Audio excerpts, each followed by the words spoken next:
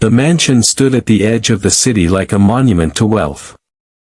Its tall windows glowed with amber light, and the polished marble steps reflected the headlights of cars pulling up one after another.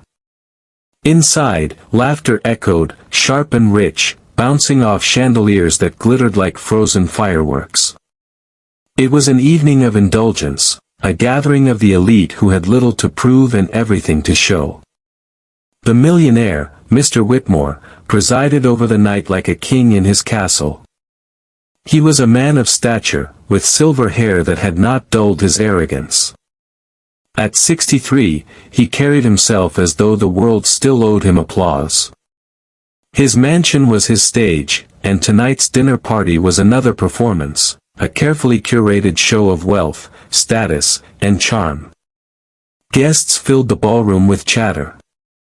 Women in gowns sipped champagne from crystal flutes, their laughter carefully pitched to sound effortless. Men boasted of deals closed, stocks risen, and rivals crushed. The air was heavy with perfume, tobacco, and ambition. At the far corner of the hall, near the towering velvet drapes, stood Evelyn, the maid. She wore the crisp black and white uniform that spoke of service, not belonging. Her hands rested at her sides, but her eyes moved constantly, scanning for empty glasses, for a guest in need of a refill, for the slightest cue that would summon her. To them, she was invisible, an instrument of comfort, not a participant in the night's grandeur. Yet, even as she blended into the backdrop, Evelyn noticed everything. The sharpness of the men's laughter, the shallow sparkle in the women's eyes, the way the chandelier above swayed slightly with each gust of wind through the open balcony doors. And, most of all, she noticed the piano. It sat in the center of the room, untouched, gleaming under the light. A grand Steinway, polished so perfectly it seemed to hum with quiet expectation. To the guests, it was a decoration, a symbol of wealth, another way for Mr. Whitmore to remind them of his taste. But to Evelyn, it was different. That piano was not furniture. It was possibility. Her fingers twitched slightly at her side. Memories stirred, nights in a tiny church back home, her grandmother teaching her hymns on a battered upright piano, her hands moving awkwardly but with growing certainty. Music had once been her refuge, her escape from a world that often felt too cruel. But that was another life, before she came here, before survival left no room for luxury. Mr. Whitmore's booming voice cut across the room. "Ladies and gentlemen," he declared, raising his glass. The conversation stilled, eyes turned toward him. Tonight is not just about fine dining or excellent company, it's about celebrating the finer things in life. And what finer way to honor the evening than with music? The crowd clapped politely, some with genuine interest, others out of obligation. Mr. Whitmore's grin widened, but instead of calling upon a musician, his eyes landed on Evelyn. "You there," he said, gesturing toward her. His tone was light, teasing, but edged with the authority of someone who had never been refused. "Why don't you play us something on the piano? For fun." A ripple of laughter moved through the crowd. Some smiled indulgently, others raised eyebrows. The suggestion was absurd, a maid, playing for the entertainment of millionaires. Evelyn's breath caught in her throat. For a heartbeat, she thought he was joking, and perhaps he was. But the guests were watching now, waiting for her to move. Mr. Whitmore leaned back in his chair, clearly enjoying the spectacle he had created. Evelyn's pulse quickened. She had not touched a piano in years. Her duties left no space for music, and besides, what place did she have here, among them? Yet, deep within her chest, something stirred, an ache, a longing. The piano gleamed, waiting, as though it had been set there not for decoration but for her. She bowed her head slightly, trying to keep her voice steady. "Yes, sir," she murmured. The crowd chuckled again, some leaning closer, curious now. She walked slowly across the floor, every step echoing louder than the last in her ears. Her hands trembled slightly, though she clasped them together to hide it. She could feel their eyes on her, the weight of judgment, the sting of amusement, the faint flicker of disbelief. When she reached the piano, she paused. The surface reflected her face back at her, reminding her of the divide between who she was and who they were. But then she lifted the lid, exposing the ivory keys, and for the first time that evening, the room seemed to hold its breath. She sat down. The bench creaked softly beneath her. Her hands hovered above the keys, uncertain, trembling not just from fear but from anticipation. She closed her eyes for a moment, searching deep within for the courage she wasn't sure she had. Behind her, whispers stirred. "This will be something," one man muttered, smirking. "Does she even know how to play?" a woman whispered to her friend, both suppressing laughter. Mr. Whitmore leaned back, sipping his wine, amused at his own cleverness. He expected a few awkward notes, some fumbling, enough to spark laughter and remind everyone of their place in the hierarchy of this mansion. But Evelyn remembered her grandmother's voice, "Play like you're telling the truth the world refuses to hear." And so, with a breath that seemed to steady the air itself, she let her fingers fall upon the keys. The first notes were soft, hesitant, like a secret spoken aloud for the first time. The melody rose gently, weaving through the silence of the room. Conversation ceased. Glasses were lowered. The laughter died. Something unexpected was happening. Her hands began to move with growing certainty. The notes flowed, not clumsy but graceful, not timid but bold. The melody swelled, rich and alive, carrying with it echoes of sorrow, of hope, of resilience born from struggle. The mansion, once filled with chatter and arrogance, now belonged to her music. Every eye was on Evelyn, not as a maid, not as an outsider, but as something far greater.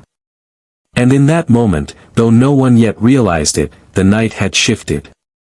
The mansion's evening was no longer Mr. Whitmore's spectacle. It was hers. The music had not yet begun, but the weight of anticipation clung to the room like perfume too heavily sprayed. Evelyn's hands hovered above the piano, the white and black keys glimmering under the chandelier's light. For a brief instant, silence reigned, unusual silence, the kind that unsettled guests accustomed to noise, chatter, and control.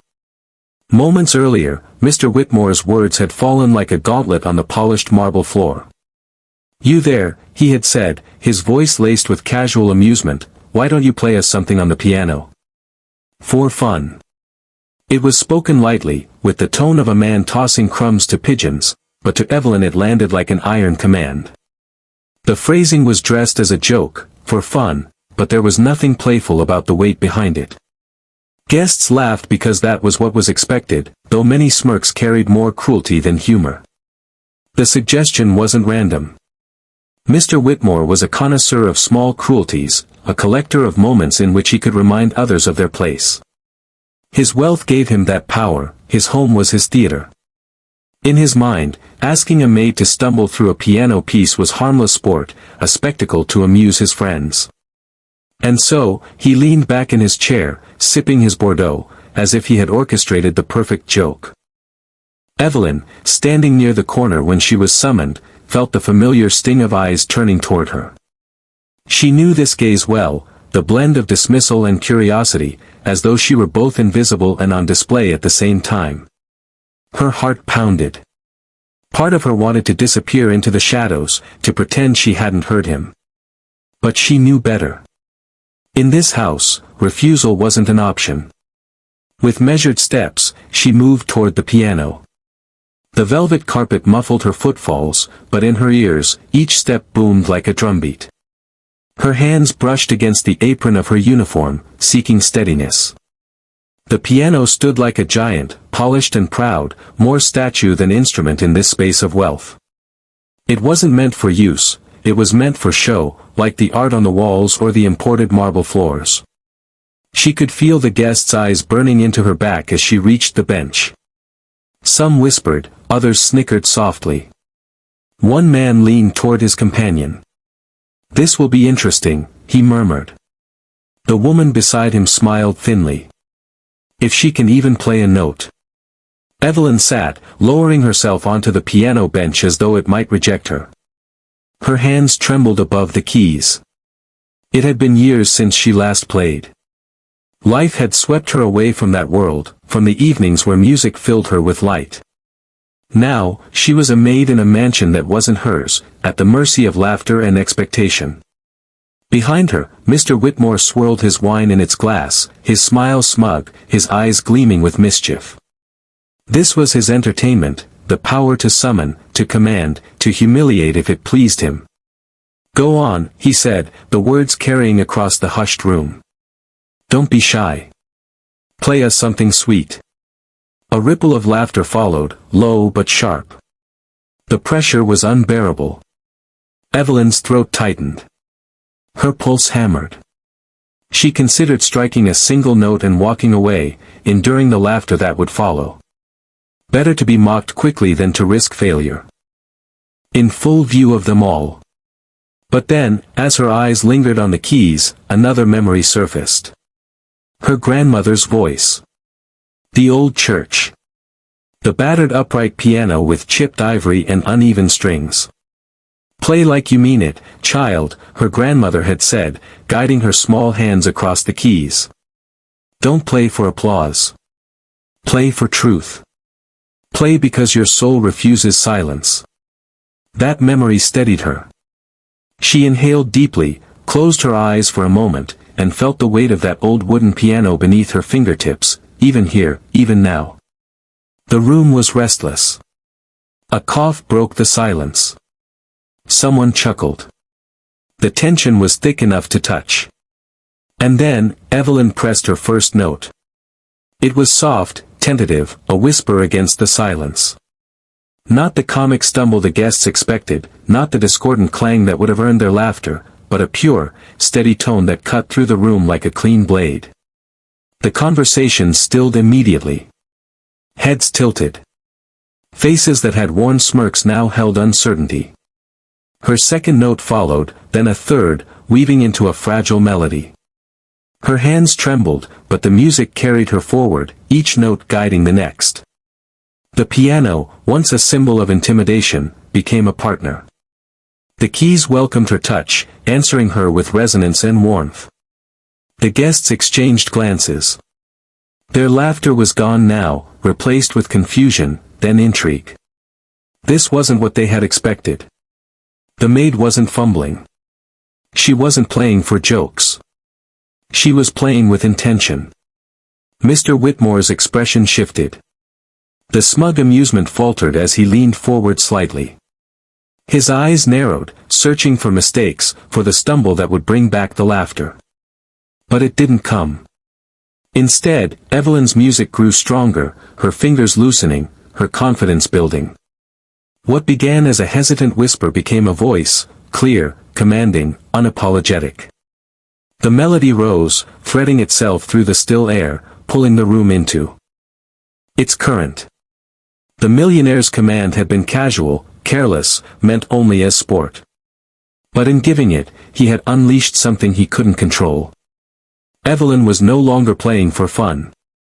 She was playing for her grandmother. For every moment she had been unseen. For every whisper that dismissed her. For every night she had swallowed her own voice. The crowd, once amused spectators, now sat transfixed, their silence heavy with realization. The maid was not their entertainment, she was their revelation. And though none dared say it aloud, they all felt it. Something extraordinary was happening in that room, something that no amount of money, power, or mockery could ever diminish. The casual command had become a turning point. And Evelyn, seated at the piano in her maid's uniform, had just begun rewriting the night. Evelyn's breath came in shallow waves as she lowered herself onto the piano bench. The room behind her hummed with anticipation, though not the kind that welcomed her. It was the brittle anticipation of an audience expecting failure, waiting for a spectacle to justify their smirks. The polished ivory keys stretched out before her like a challenge. She hesitated, her hands hovering above them, fingers trembling. Her uniform sleeves felt too tight at her wrists, her palms clammy. She clasped them together briefly, hoping to still the tremor, but it only made her more aware of her nervousness. Every step that had carried her across the ballroom floor still echoed in her mind. She had felt the weight of every gaze, the murmurs of expectation trailing her like shadows. The click of a woman's jeweled bracelet, the muffled laugh of a man behind a glass of wine, the hiss of whispered bets. Will she embarrass herself? How long before she gives up? They were all waiting. Not for music. For entertainment. For her stumble. Evelyn swallowed hard. She had been invisible in this house for so long that their sudden attention burned against her skin. She was not accustomed to being the center of a room. As a maid, she lived in the periphery, her presence acknowledged only when it served someone else's need. But now every gaze pinned her in place. She thought of retreat. She could claim ignorance, press a wrong key, let the laughter have its way. The room would explode into amusement, Mr. Whitmore would smirk triumphantly, and the evening would move on. She would slip back into the background, her humiliation absorbed into the walls like so many other moments of service. But something inside her resisted. Her grandmother's voice rose unbidden in her memory, "Child, the piano is not just wood and wire. It is a voice for those who cannot speak. When the world refuses to hear you, let the keys carry your truth." Her grandmother's hands had been rough, worn from work, yet gentle as they guided hers over chipped ivory. Evelyn had been no older than 7, her feet barely reaching the pedals. She had stumbled often, missing notes, but her grandmother never scolded her. "Don't play for them," she would whisper. "Play for you." Those words echoed louder now than the guests' whispers. Evelyn's eyes lingered on the piano's keys, their sheen reflecting the chandelier's light. She saw her face faintly in the glossy surface, not just a maid's reflection, but a shadow of the girl who had once dreamed of stages larger than this, of audiences kinder than this. Behind her, Mr. Whitmore's voice cut through her hesitation. "Well?" His tone was smooth, feigning patience but edged with authority. "We're waiting." A chuckle rolled through the guests. Someone tapped a glass against the table in mock encouragement. The sound of it struck Evelyn like a taunt. Her chest tightened. Her throat burned with unshed words she dared not speak. But her fingers, those same fingers that had once stumbled clumsily over a church piano, itched to answer in the only language they trusted. Slowly, almost reluctantly, she placed her hands on the keys. Her right hand trembled as it hovered above middle C. The left pressed lightly against the cooler, deeper notes. The piano was silent still, but she felt its weight beneath her touch, alive, waiting. A bead of sweat traced down her temple. She closed her eyes for a heartbeat, inhaled, and tried to block out the room, the perfume, the smirks, the clinking glasses. She pictured instead the church, its cracked wooden floors, the stained glass casting colored light across her grandmother's face as hymns filled the air. That memory steadied her. Still, when her fingers pressed the first note, it was hesitant, barely more than a whisper. The sound floated out, fragile but pure, and for a moment it was drowned in the weight of silence. The guests leaned forward. Some grinned, certain she would falter. Others tilted their heads, curious despite themselves. The single note lingered longer than expected, hanging in the air as if testing the room's patience. Evelyn's heart thundered. She pressed a second note, then a third, forming a simple progression. Her touch was uneven at first, her fingers stiff, but the piano did not betray her. Its voice resonated, filling the room with a tone too clean to be dismissed. Whispers ceased. The amused murmurs thinned into a heavier quiet. Evelyn felt the shift like a current against her skin. Their laughter had paused, not ended, but suspended, waiting to see if she would sink or rise. She continued, her left hand joining the right, layering depth into the sound. The music wavered at first, like a child finding her footing, but each note carried her forward. The piano responded, its voice swelling with unexpected warmth. Her nervousness was still there, coiled in her chest, but something else began to seep through it, familiarity. Her fingers, though rusty, remembered. The patterns, the chords, the way the melody lifted when paired with the right harmony. It was muscle memory born of years of practice she had thought long buried. The guests sat straighter. One woman, who had smirked earlier, now frowned faintly, as if confused by what she was hearing. A man who had been sipping his drink froze, the glass halfway to his lips. Mr. Whitmore's expression shifted too. The smug grin wavered, his brows knitting slightly. He leaned forward, eyes narrowing as if trying to read the truth behind the notes. Evelyn's fear didn't vanish, it never did, but it transformed. It became fuel, driving her fingers faster, smoother. What had begun as hesitation began to build into rhythm, into melody, into something alive. The nervous steps that had carried her to the piano, the trembling hands that had hovered above the keys, all of it melted into the sound she was creating. She was no longer walking in fear. She was walking into herself. And the room, which had expected nothing but laughter, found itself holding its breath. The silence was not empty. It was thick, almost tangible, heavy with expectation and ridicule.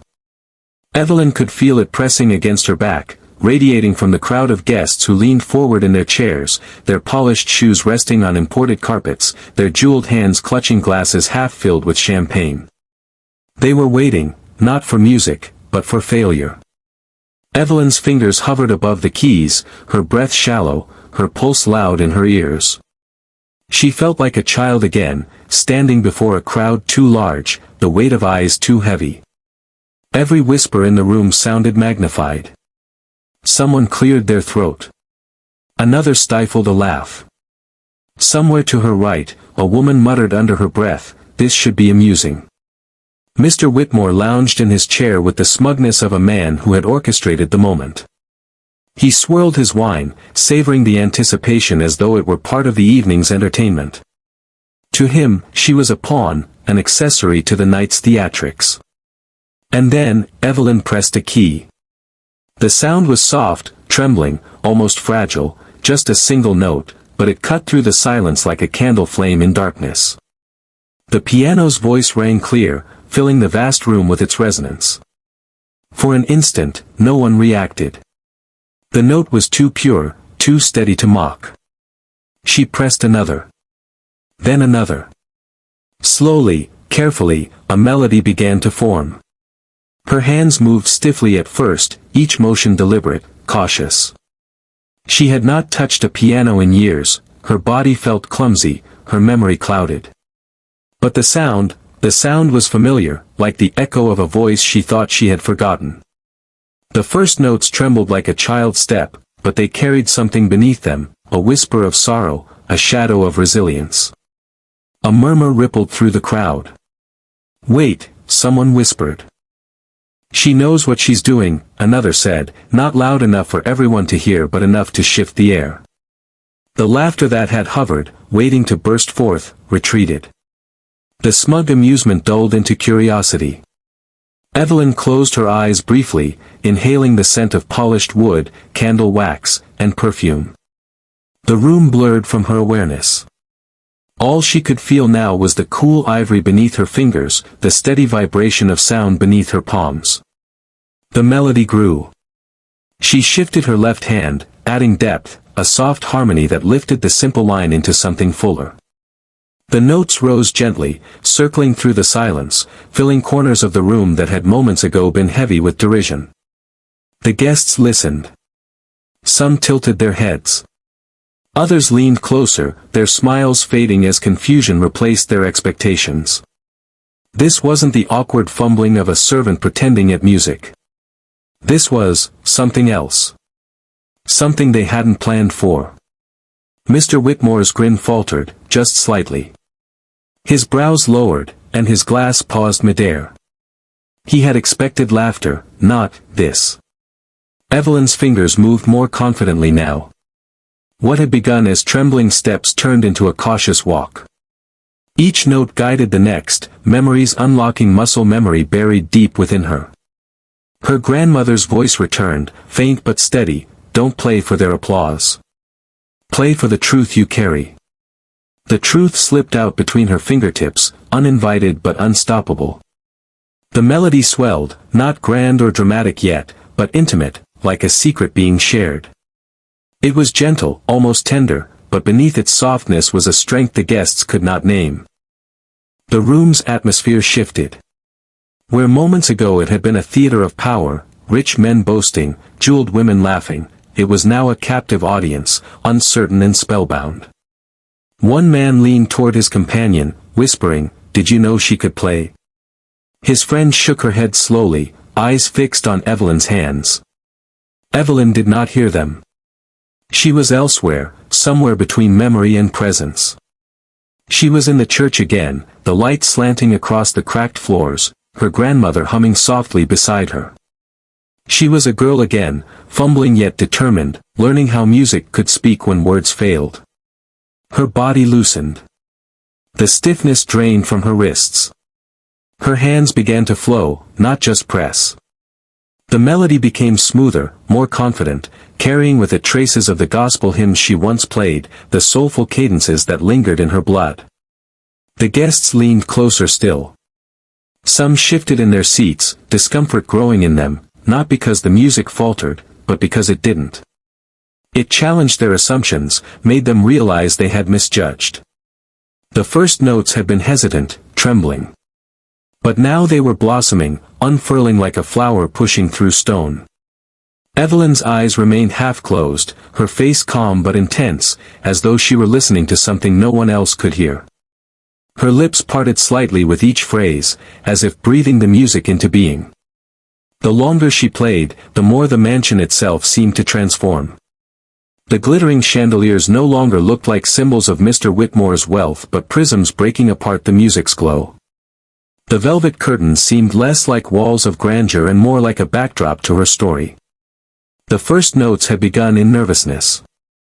But now, the room was silent, utterly still, hanging on every sound. Even Mr. Whitmore, though he tried to mask it, had shifted in his chair. His glass sat untouched on the table. His smirk was gone, replaced by something narrower, tighter. Confusion, perhaps unease. He hadn't expected this. He hadn't expected her. And Evelyn, still trembling faintly, still aware of the crowd, realized something she hadn't dared believe. She had their silence. She had their attention. Not as a maid. Not as a servant. But as a musician. The first notes had broken the room open. And what came next would shatter it completely. The music that had begun as a hesitant murmur now surged into something stronger.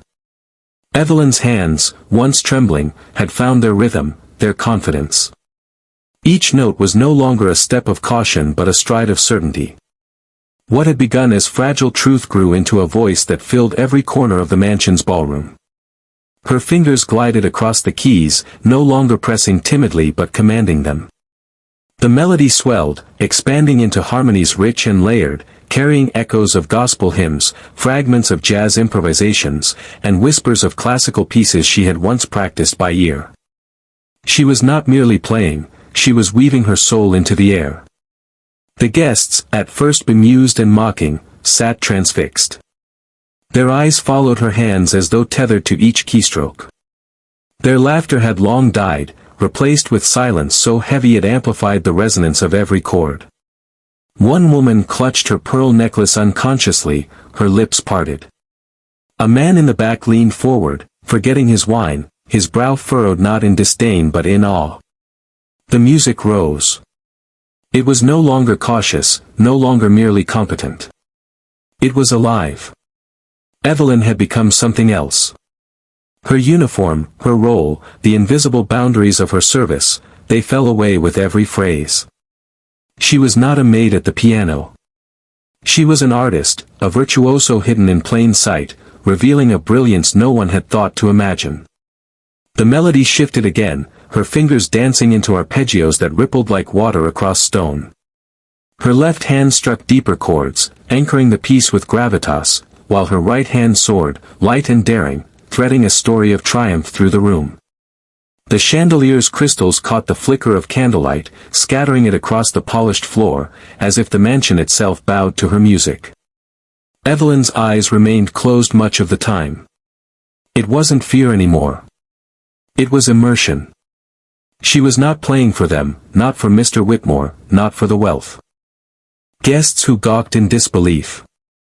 She was playing for herself, for the girl she once was, for the grandmother who had believed in her, for the silence that had too long defined her life. The guests could feel it.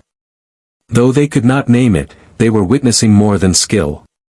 They were witnessing truth, raw and unfiltered, translated into sound. One man whispered, almost reverently, "My God." A woman beside him hushed him instantly, unwilling to miss a note. Mr. Whitmore sat frozen. His smug amusement had dissolved entirely. His jaw tightened, his eyes narrowed. He leaned forward, elbows on knees, staring at Evelyn as though trying to solve a riddle he had not anticipated. This was no joke. No spectacle of mockery.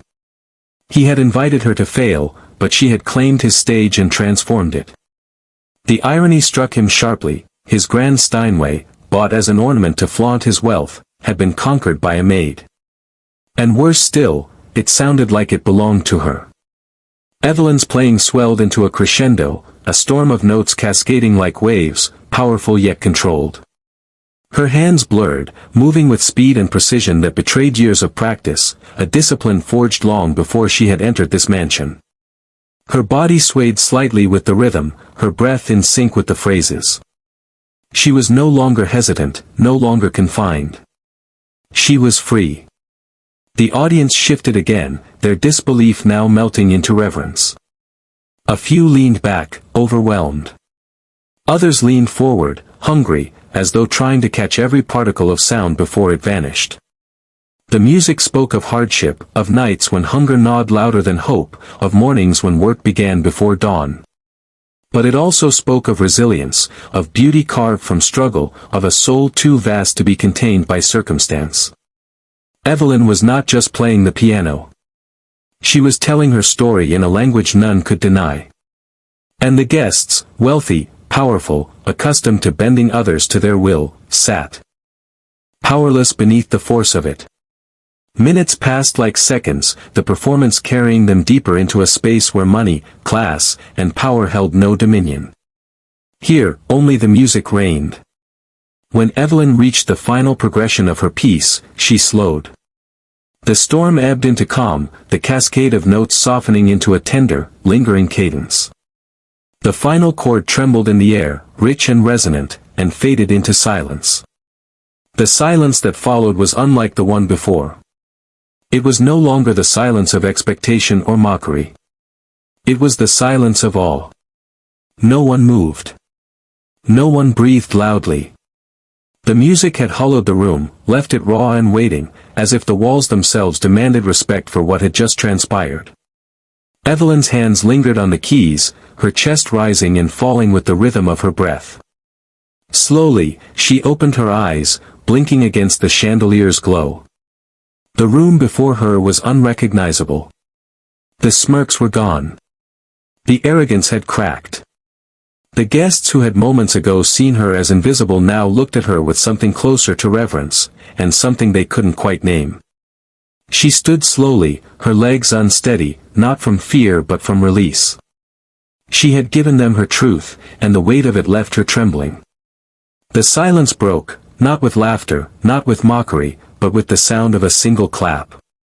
It was hesitant, uncertain. Then another joined. And another. Within seconds, the ballroom erupted into applause, loud, fervent, unstoppable. Guests rose to their feet, their polished shoes striking the floor as they stood, clapping with the kind of admiration reserved for legends. Evelyn blinked in disbelief. Her breath caught in her throat. She had not expected applause. She had not expected anything. She had only played because she could not remain silent. And yet, here they were, cheering for her. Mr. Whitmore did not clap. His hands remained folded in his lap, his face shadowed with something darker than surprise. But even he could not deny what had happened. His guests had been conquered, not by him, not by wealth, not by status, but by the maid he had intended to humiliate. Evelyn stood at the piano, her heart still racing, her soul still vibrating with the last echoes of her music. She had come to the keys as a servant. But she had risen from them a virtuoso. And nothing in that mansion would ever be the same again. For a moment, the world seemed to hold its breath. The last note of Evelyn's playing still hovered in the air, suspended like a fragile star refusing to burn out. The chandeliers gleamed overhead, their crystals trembling faintly as if they too had felt the vibration of her final chord. Every guest sat frozen, their faces locked in expressions that hovered between disbelief and awe. It was a silence deeper than quiet. A silence that pressed into the skin, filled the lungs, demanded reverence. Not even the clinking of a wine glass dared intrude. Evelyn stood at the piano, her fingers still resting lightly on the polished ivory keys. She hadn't moved since the last note. Her chest rose and fell in shallow waves, her eyes cast downward as if afraid to lift them. A lifetime of invisibility whispered to her, "They'll laugh. They'll mock. They'll call it nothing." But the silence stretched on. And on. She risked a glance upward. The room was utterly transformed. The woman with pearls who had earlier smirked now sat slack-jawed, her lips parted in awe. The man who had chuckled into his brandy glass leaned forward with his elbows on his knees, staring at Evelyn as though seeing her for the first time. The young couple near the back, who had whispered behind cupped hands, now clutched each other wordlessly, their eyes wide and glassy. It was not disdain that met her gaze. It was something else, something heavier, something raw. The silence broke, not with words, but with movement. Chairs creaked as men and women shifted, almost unconsciously, leaning toward her as though drawn by a magnet. One guest blinked rapidly, as if waking from a dream. Another pressed her napkin to her eyes, dabbing away tears she hadn't realized had fallen. The piano, that glossy black ornament of wealth, had become a pulpit. And Evelyn, humble, overlooked Evelyn, had preached a sermon none of them would forget. Then came the applause. Not the brittle, polite kind offered to humor a host. No, this was different. It began hesitantly, a lone pair of hands clapping from the far side of the room, sharp and deliberate. Others followed, first one, then three, then the entire ballroom erupting in thunderous sound. The marble floor echoed with the stamp of shoes as people rose to their feet. Clapping turned to cheering. Some whistled, others shouted words of astonishment, brava. Incredible. Unbelievable. The roar filled the grand room until the chandeliers seemed to shake with the force of it. Evelyn flinched at the sudden wave of sound. She had never stood in such light before, never been at the center of such a storm of admiration. For a split second, panic threatened to swallow her. She wanted to disappear, to retreat into the quiet shadows where she had always belonged. But then her gaze swept across the crowd again. She saw faces softened, masks stripped away. She saw people, wealthy, powerful people, moved not by her uniform, not by her station, but by her truth. The applause was not for the maid. It was for the artist, the hidden soul she had revealed through the piano.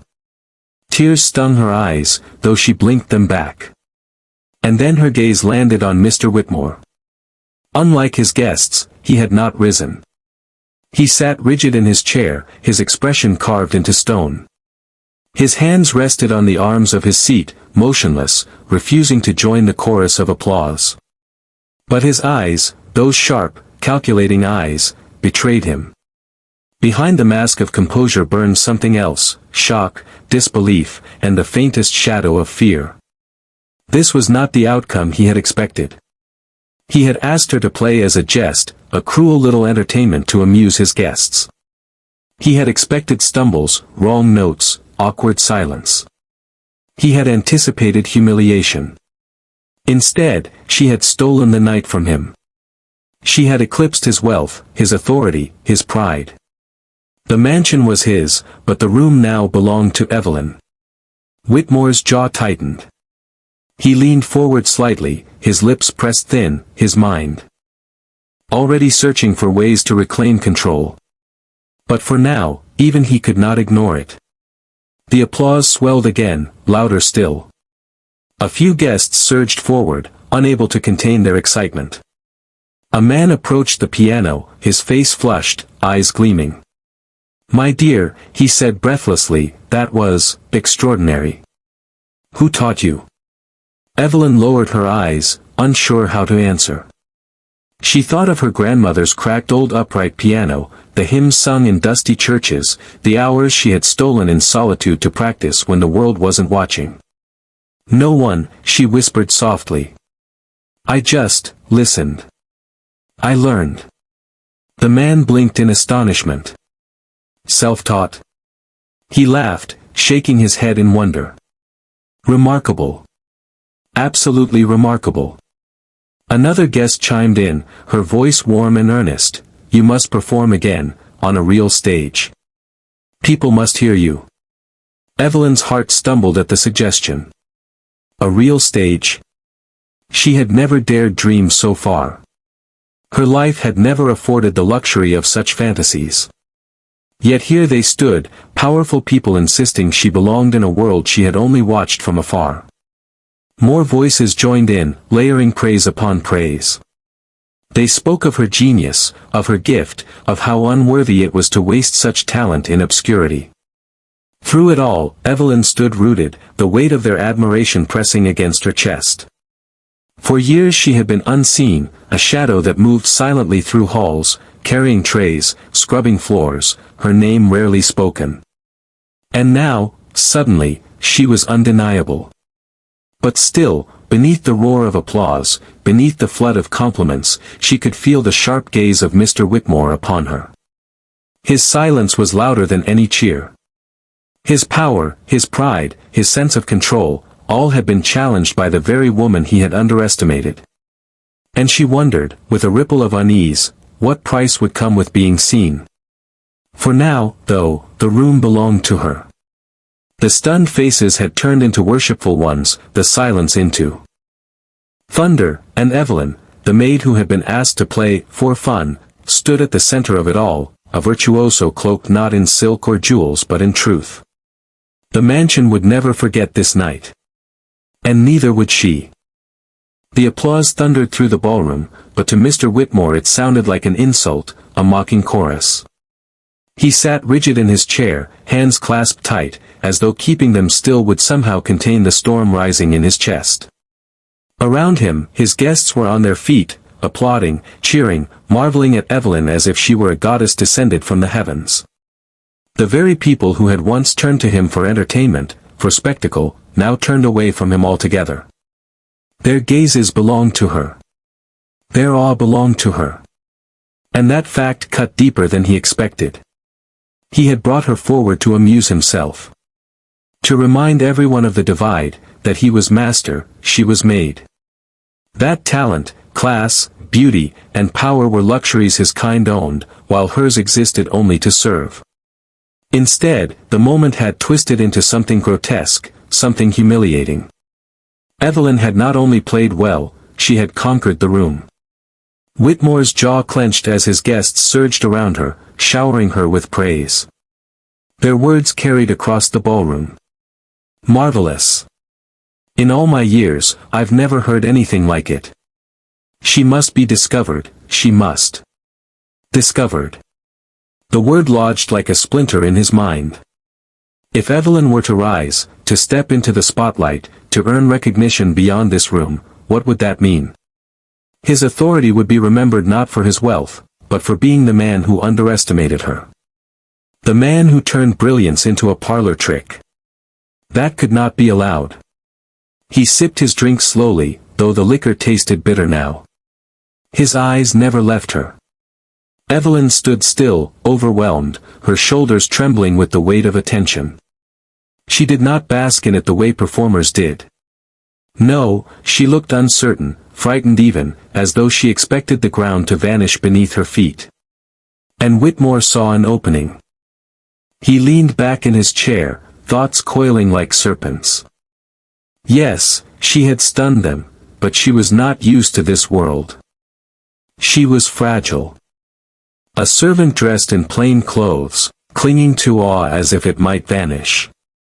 All it would take was a word, a gesture, a subtle strike to remind her, and everyone else, where she truly belonged. But another voice gnawed at him, softer, more insidious. What if you can't contain her? The thought unsettled him. He had spent his life crushing challenges, buying loyalty, silencing dissent.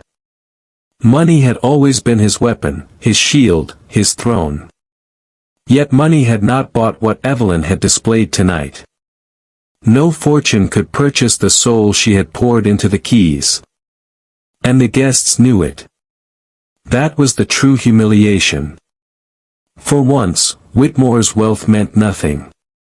He looked around the room, reading faces the way he had always done in business. Some were flushed with excitement, others glassy-eyed with emotion. But one detail united them all: they weren't looking at him. Not one pair of eyes sought his approval.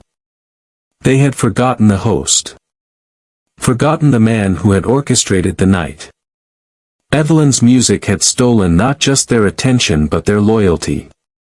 A spark of fear flickered beneath his pride. He buried it quickly. Fear was weakness. Fear was unbecoming of a Whitmore. Still, the dilemma gnawed at him. On one hand, he could squash her, remind everyone that she was a maid and nothing more. A few words, carefully spoken, could reframe her talent as a parlor trick, amusing, yes, but trivial. He could laugh it off, make her performance a novelty rather than a revelation.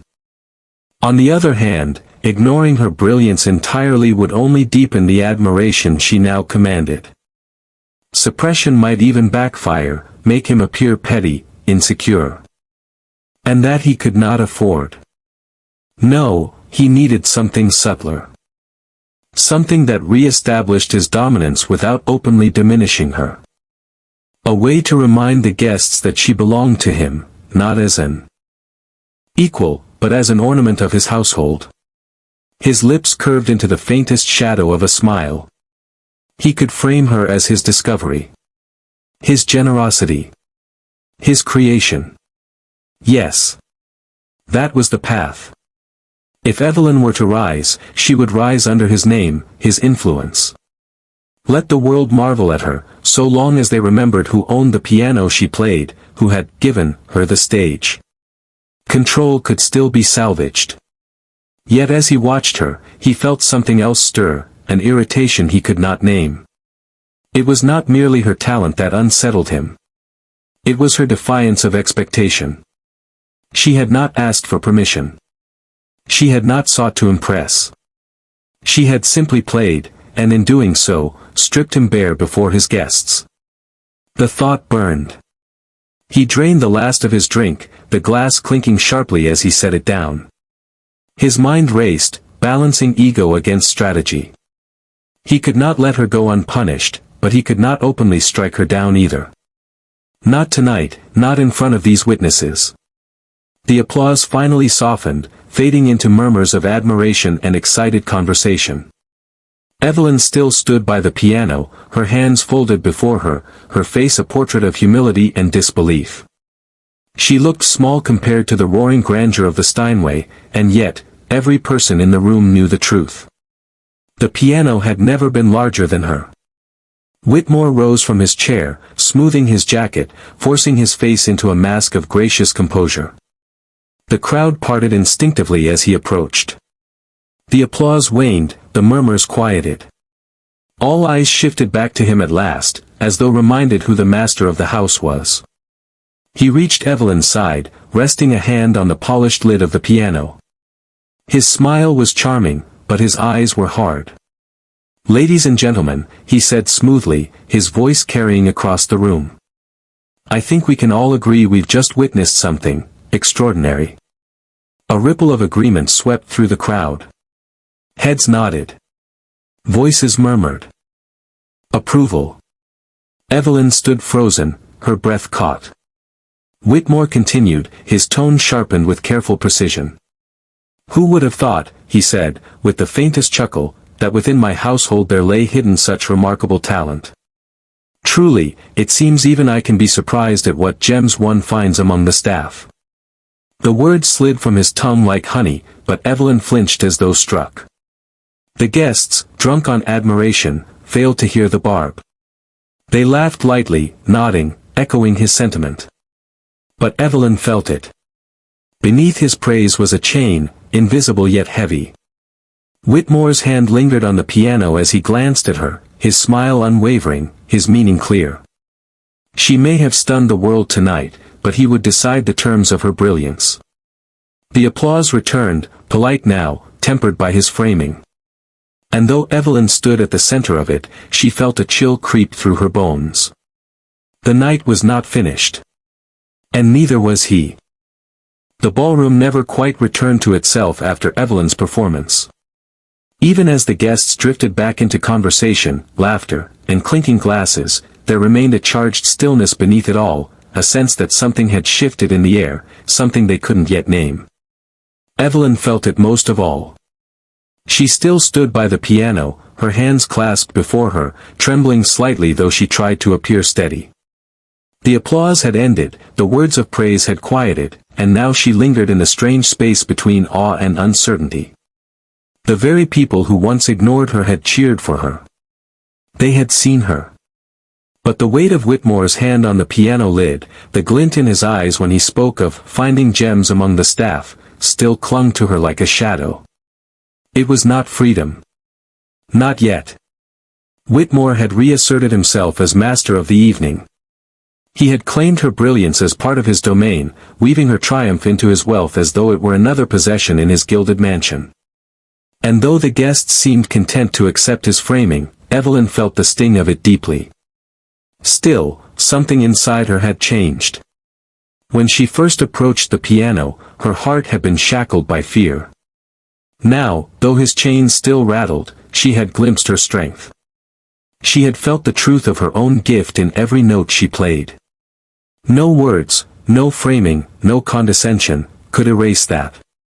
She excused herself quietly, slipping from the spotlight as the guests turned their attention back to their wine and chatter. In the hallway, the silence felt different. It was hers. She leaned against the cool wall, her eyes closing, her breath steadying. Her grandmother's voice came to her then, as clearly as if the old woman stood beside her, "The world may not see you, Evelyn, but the music will. And one day, they will have no choice but to hear." That day had come. But she also knew the cost. Tonight was only a beginning. Whitmore's gaze had warned her, he would not let this pass unchallenged. Yet beneath that warning lay a truth he could not bury, he had seen her, too.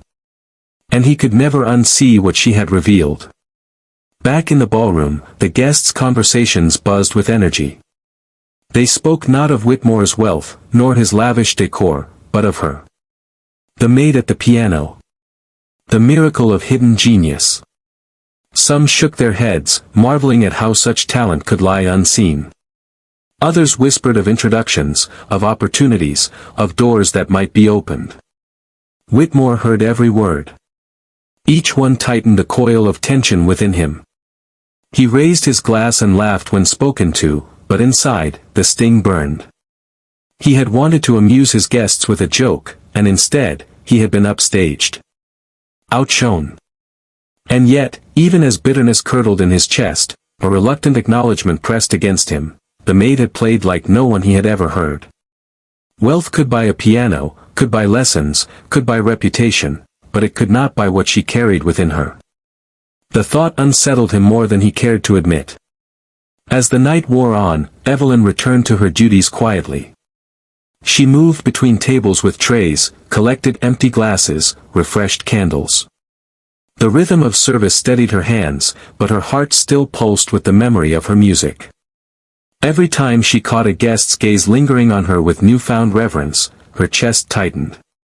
She was both servant and something else entirely, and for the first time, she knew it.